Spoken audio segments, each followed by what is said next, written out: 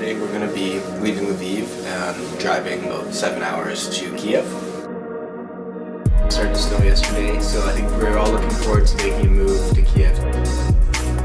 Kiev as a city, definitely very, very Russian, very modern and very Ukrainian at the same time. Ukraine is one of the kind of undiscovered countries of Eastern Europe. So far, the Ukraine has definitely blown away every preconception that I had. It's really great that we're all here, us three brothers. I never thought we would be here in the Ukraine together.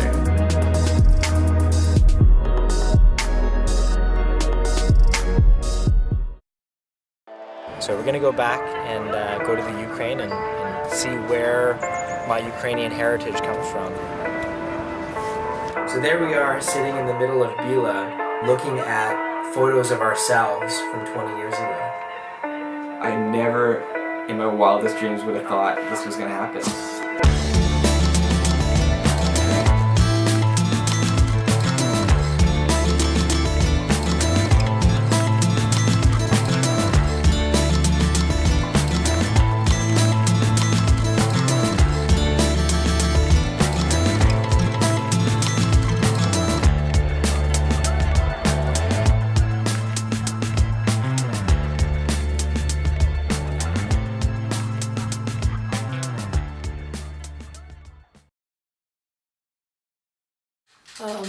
So for the past 3 days we've been at the Whynot Hostel in Lviv.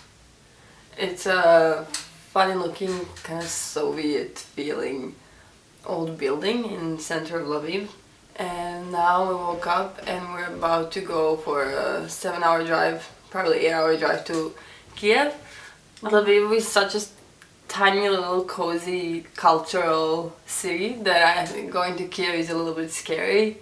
It's the capital, it's a lot more Russian feeling, so we'll see how that goes. The weather here has been really cold. It's been snowed the last couple of nights, so hopefully the roads aren't iced over and it'll be a safe ride all the way to Kiev.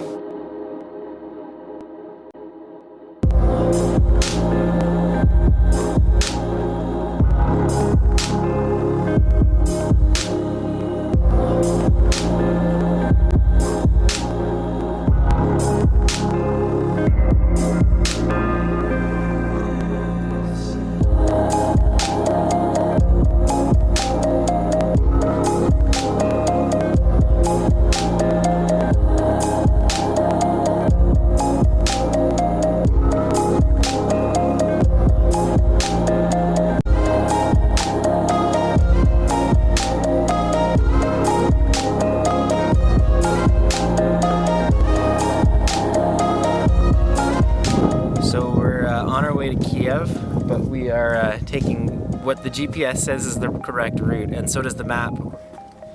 This is pretty much what you're looking at, potato fields and sugar beet fields on either side, so it's really, we're really not sure if we're on the right path, but I mean, if we follow it, it's supposed to take us to the M highway, which takes us to Kiev, so hopefully we're on the right route.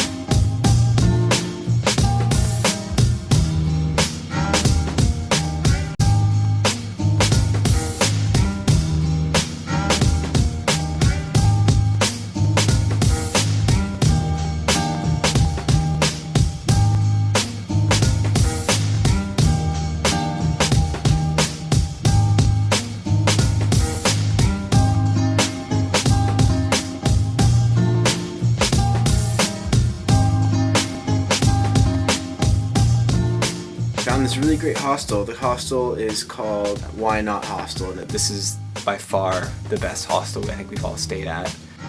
One of our fellow guests happened to have a birthday while we were all there, and so the whole hostel got together and celebrated with a big birthday cake. Everybody here is from a different background. There's people studying here, there's people traveling, there's people who don't even live here but just like to hang out here because everyone's so nice. The hostel is really nice. I remember reading the reviews. It said that the owners live in there. I'm usually the kind of person that if I see that the owners are actively involved in the place, I want to go there, but some people are turned off by other people living in the hostel. Anyway, it's one of the best hostels we've been to. The owners are extremely nice and it's a really, really chill atmosphere. It's one of those things that when you travel, you stumble upon a place that makes you feel like home, and it's really hard to move, so we already booked another night. But I think we will have to leave Kiev eventually.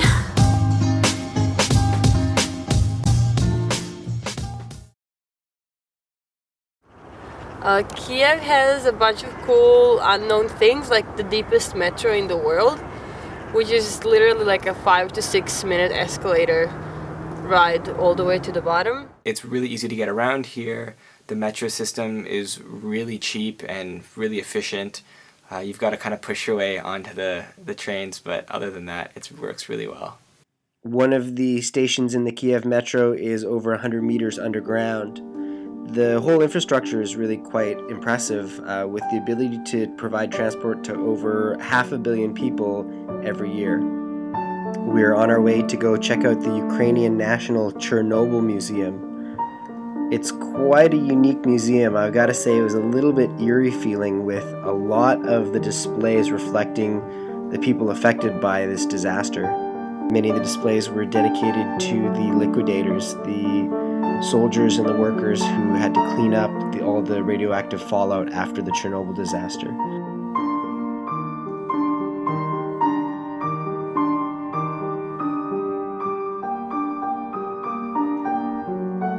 There was another display that had photos of the children, all the children that lived in the area and were affected by the disaster.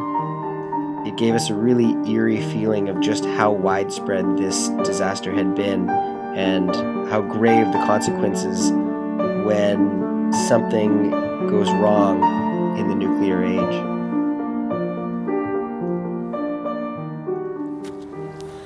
Okay, so today we're talking to Peter, the owner of the hostel, about Chernobyl tours. They're not running anymore, so he suggested that we go out and find some other abandoned things around Kiev, which I guess like in any ex-Soviet country or city, it's more than easy to find. So we're kind of on the outskirts of Kiev, in what seems to be a very rich neighborhood. And this is the tube, which was used as a part of the underground system in Kiev, but is now abandoned. And then right next to it we'll go to a stadium, an abandoned stadium that has a castle in it. A film was filmed in here, and they just left the castle behind when they were done with the movie.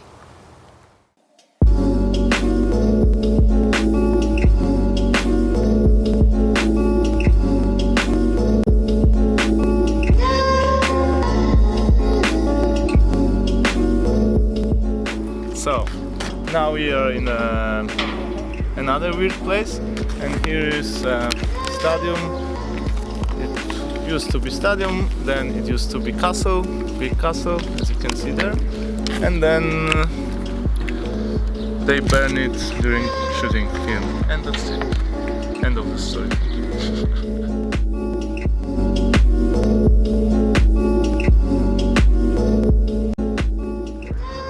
Okay, so we are in an abandoned stadium on top of a castle that was built used in a Polish movie, a Polish historical movie, and it's right on the river, and it's really, really beautiful. But I keep imagining how this would look in the summer when it's all green and alive. And right now it looks kind of dead and creepy, but maybe that makes it more interesting.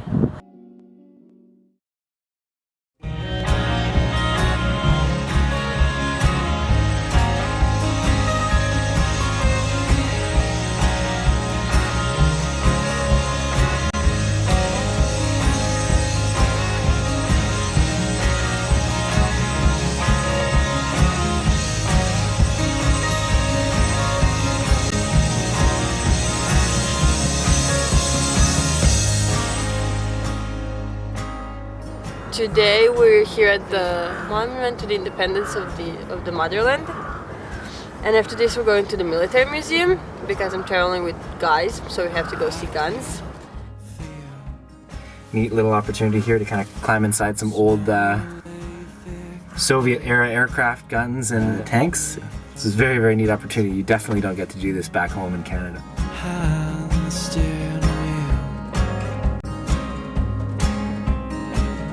Oh, great bear of mine,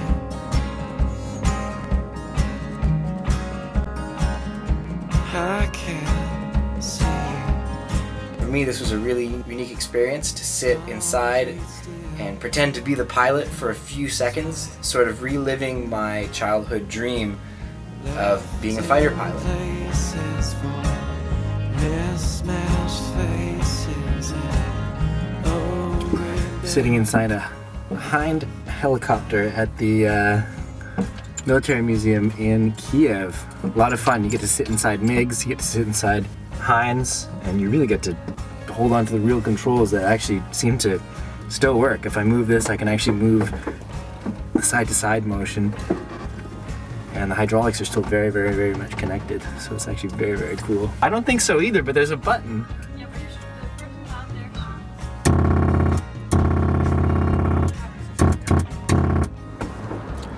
So it's our last day in Kiev, and we stuck around a couple days longer than we thought, mostly because the hostel we stayed at was very cool and it gave us an opportunity to explore a lot more things in Kiev.